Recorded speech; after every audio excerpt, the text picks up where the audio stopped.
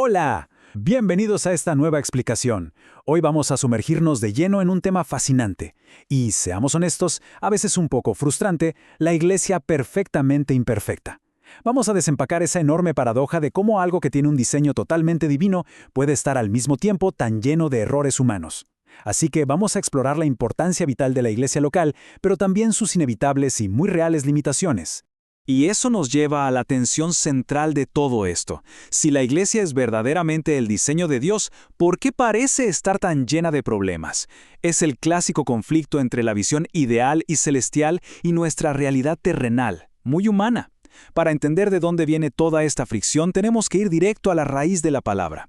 Fíjense en la palabra griega original, eclesia. Lo más interesante es que al principio ni siquiera era un término religioso. En la antigua sociedad griega era más bien una asamblea civil o política de ciudadanos. Literalmente significa los llamados a salir. Es realmente fascinante ver cómo Jesús tomó este concepto completamente secular y cotidiano y lo transformó para describir a una comunidad que es llamada a salir del mundo con un propósito súper específico y sagrado. Y hablando de propósitos, hay un juego de palabras brillante en el capítulo 16 de Mateo que lo explica todo. Tenemos por un lado a Pedro, o Petros, que significa una piedra pequeña que rueda, un humano inestable y falible.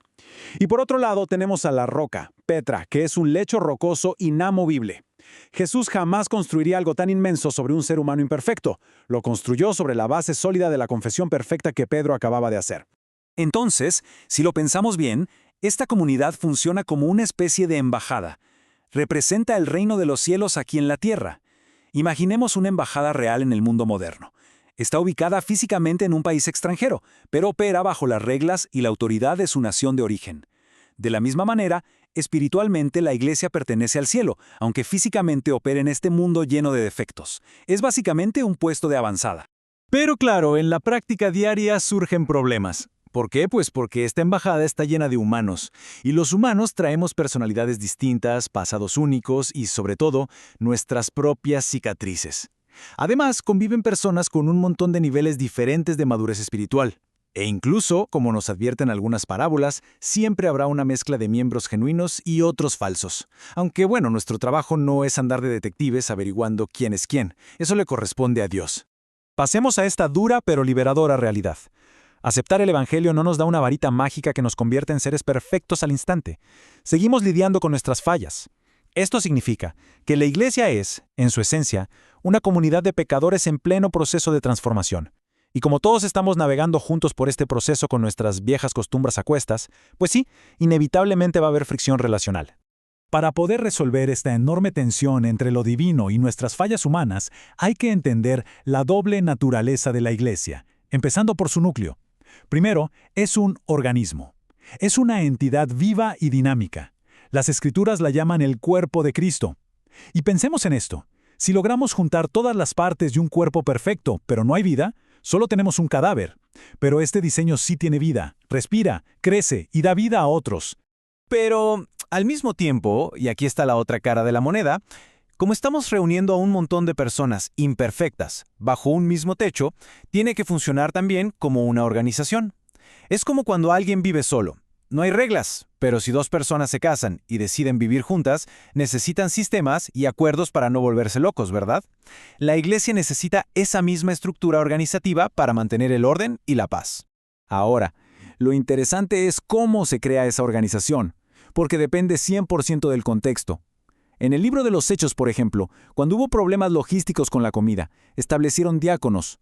No era una ley divina caída del cielo.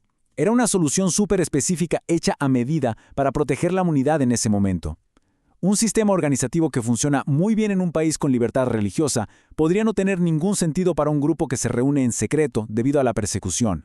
Para visualizar mejor esta armonía perfectamente imperfecta, imaginemos la relación entre el agua y una vasija. El organismo es el agua, es la vida, la esencia pura, el evangelio inmutable que no cambia. La organización, por otro lado, es la vasija, el sistema y las reglas que se adaptan al contexto. La forma de la vasija puede cambiar según la cultura o la época, pero su único y gran propósito es contener esa agua. Y ambas partes son absolutamente necesarias. Pensemos qué pasa si tenemos agua sin un recipiente. Se derrama por todos lados, hace un desastre total y se pierde. Por otro lado, si tenemos una vasija increíblemente bien estructurada pero sin agua, Pues está vacía y no puede saciar la sed de nadie. Los sistemas perfectos que pierden el espíritu del Evangelio terminan siendo simplemente un envase muerto. Volviendo a nuestra historia en Mateo, vemos exactamente qué pasa cuando perdemos ese balance. Pedro, literal minutos después de hacer su confesión perfecta, trata de evitar que Jesús sufra en la cruz usando pura lógica humana. Y la respuesta de Jesús es durísima. Aléjate de mí, Satanás. Pedro pasó de la cima a tocar fondo, solo porque puso su mente en las cosas organizacionales y humanas, en lugar de los planes divinos. Y esa es la máxima paradoja, ¿no creen? Podemos tener las palabras perfectas, cantar las canciones correctas y tener una estructura impecable, pero al mismo tiempo albergar una comprensión súper imperfecta y centrada en nosotros mismos. Así es exactamente como las iglesias se estancan o se dividen, porque hay demasiada energía enfocada en las cosas de los hombres en lugar de las cosas de Dios. Por eso, la fe verdadera nunca se queda solo en palabras. Requiere 2 pasos gigantes. El primero es la confesión de labios, que es súper importante, pero siempre estará incompleta sin el paso 2, que es la confesión de vida.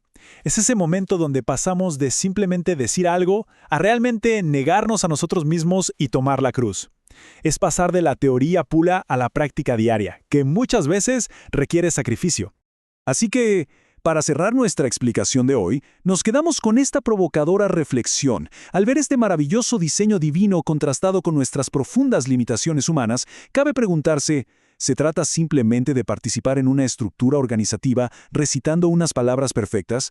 ¿O se trata de demostrar, a través de la vida diaria, que realmente somos parte de un organismo vivo? La iglesia perfecta definitivamente no existe, pero una vida auténtica transforma esa realidad imperfecta. Gracias por acompañarnos y nos vemos en la próxima explicación.